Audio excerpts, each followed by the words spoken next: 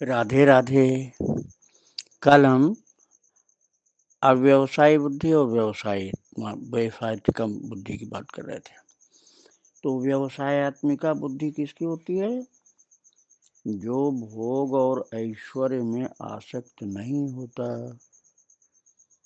और जो भोग और ऐश्वर्य में आसक्त हो जाता है उसकी अव्यवसायी बुद्धि होती है। वो निश्चयात्मिका बुद्धि उसकी नहीं होती है।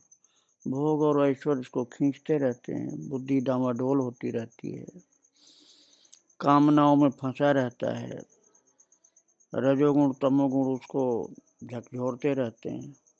उनसे किसी तरह उबरता है तो थोड़ा थोड़ा सत्वगुण में फिर पीछे सरक जाता है। तो त्रिगुण जो हैं सत रज तम, बस इन्हीं के बीच में वो दौड़ता रहता है, गिरता रहता है, रोता रहता है, परेशान होता रहता है। ऐसा जो त्रिगुण में फंसा हुआ व्यक्ति होता है उसकी व्यवसायत्मिका बुद्धि नहीं हो सकती है, चंचल बुद्धि रहती है। और उसमें खास तौर से जो भोग और ऐश्वर्य में फंस गई जिसकी बुद्धि, बस वो निश्चयात्मिका नहीं हो पाती है। उसके लिए तो बहुत ही मुश्किल होता है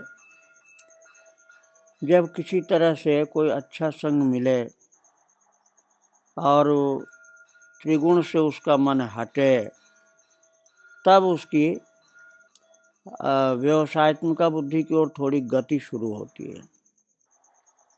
और वो बहुत से विवादों में उसका मन फंसा रहता है।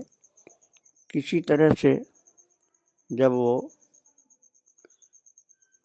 मन त्रिगुण से हटता है तब वो सात्विक में स्थित होता है और उसके बाद फिर वो निश्चयात्मिका बुद्धि की तरफ चल पड़ता है।